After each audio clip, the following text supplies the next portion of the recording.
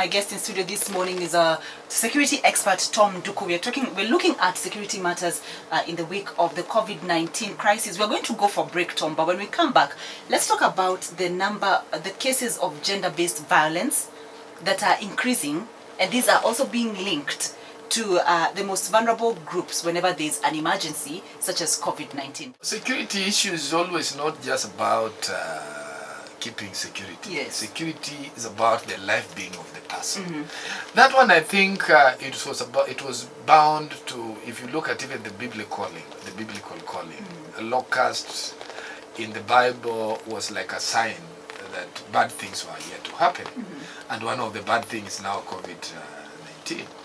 Now this is global. No, but you see, it is global, but maybe God, speaks from a certain end. But you see, at the end of the day, one thing that I want to bring yes. is that the Ministry of Agriculture mm-hmm. has to look on how to influence farmers. They have not behaved very well with our farmers, because you work so hard, and it's better even they don't give them free fertilizers, but they pay them well, mm-hmm. so that somebody can earn from his effort. As opposed to giving them fertilizers, then again you want to throw them as if they did not do anything.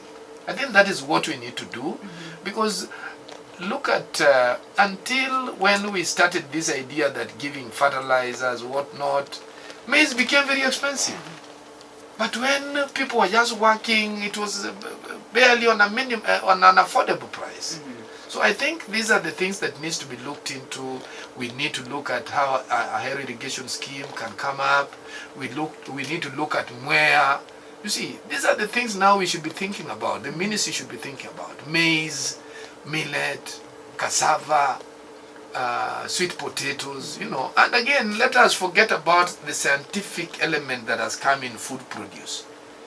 Food, we used to have very good food that could go even 2 years before maturity. Yeah. We have come up with a lot of species, 6 months, and you see, these are the things which are making people even know to feed very well, because as much as the process becomes very easy to harvest, mm-hmm. it means also it cannot sustain you in terms of health issues. I think doctors can be able to explain that one much better. And that's why we should now, as much as we are thinking about technology, but we should also not forget our values. Technology should just supplement what we had, but not remove what we had. Mm-hmm. I think this is the idea that people should now be gearing. So in terms of the whole thing affecting the food productivity, and that one can kill this economy. Yeah. And can kill even the people. You see, so I think the government should look beyond that in an angle that you see, we have not been fair to our farmers. Mm-hmm. Yes, that is something that, we should not be thinking of importing all the time. Why can't we use that money of importing to pay farmers? We have a lot of land that are just lying idle. Mm-hmm. Even the Ministry of Agriculture. That's why you see agricultural schools. Kenyatta University is now teaching us something here, that they can be able to operate a very good hostel. Mm-hmm. Moi University can operate a very good hostel. Why can't we have agricultural institutes also cultivating food? Those are the things we need. Right. Tom, let's talk about gender in relation to security during these times of COVID-19. When I talk about gender, let me be clear. I'm not talking about women alone.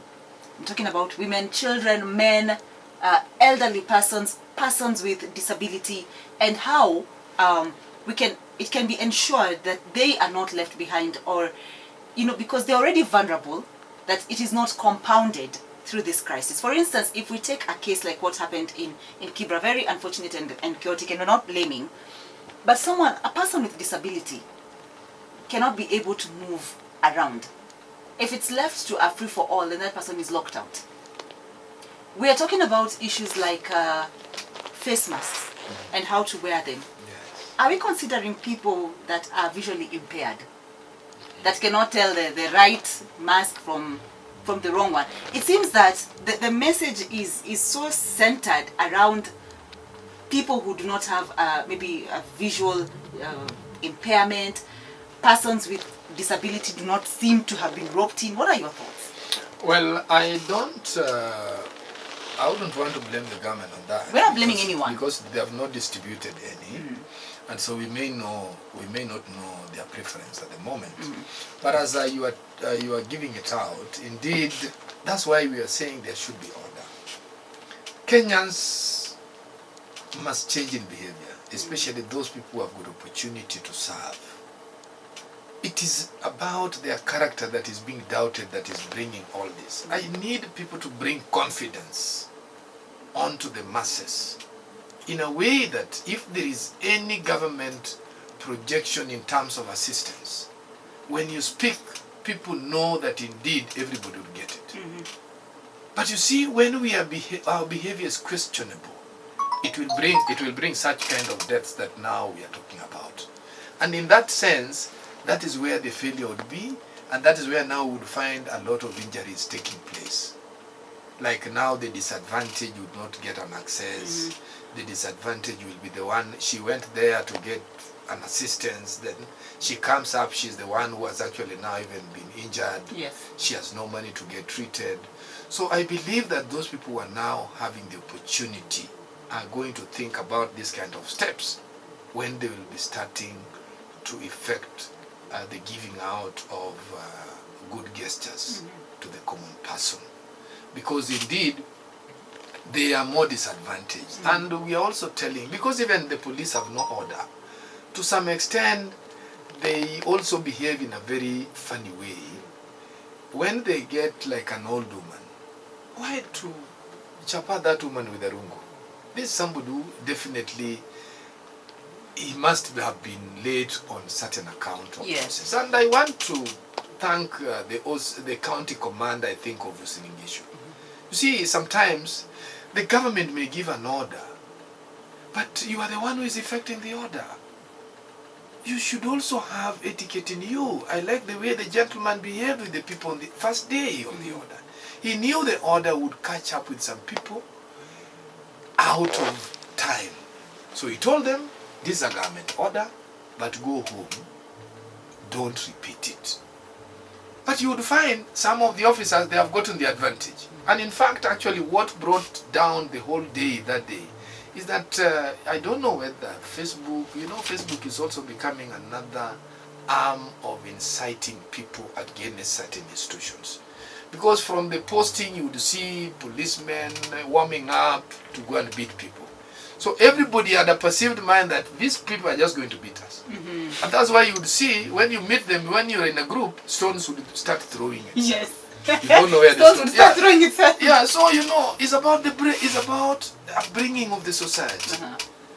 And until today, the police officers have never even investigated. Where were the source of these photographs? You see, we must also be knowing our duties. Now, one of the things that people are having to deal with COVID-19, of course, is uncertainty and some even frustration. Are we likely to see this? Is this the reason why in the last 3 weeks we have heard that there are more cases of gender-based or domestic violence? Domestic violence, may just come because now, most of us are people who work on the day. When you go in the evening is when there is food. Yes. Now there's no job. You're home. There's no food. And you also know you are a woman. Even if you are working as you are working, you would never accept to buy food in that house. Really, Tom? I know, most of you. I'm not saying you as a person. But most of us? Most of you. Will not buy food in that house? You can't. Because if you buy today, you look at also the attitude of the husband. You also feed this guy, he comes out at late. So this may bring a lot of issues which may end up into the war. These are things that are happening in the society. You see, it's not something that I'm saying which I do not know. Some of the women, they have money, but they have attitude driven.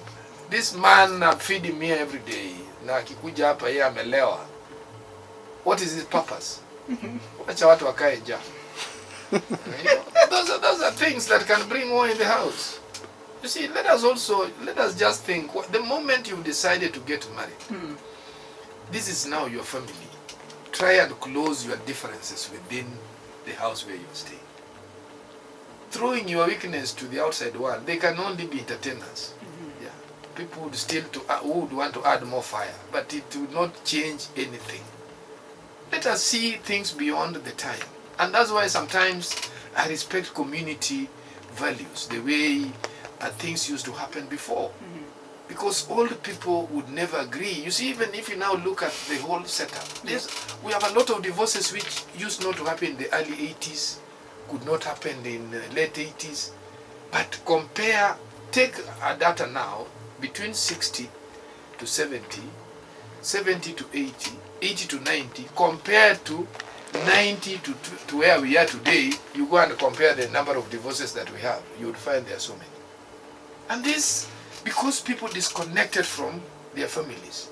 I met with this guy myself, we are deciding we are broken. You know, tumewachana. And you don't want to listen to even your parents. That one used not to be there before. That's why some of these things is about the discipline within ourselves. What do we want to achieve?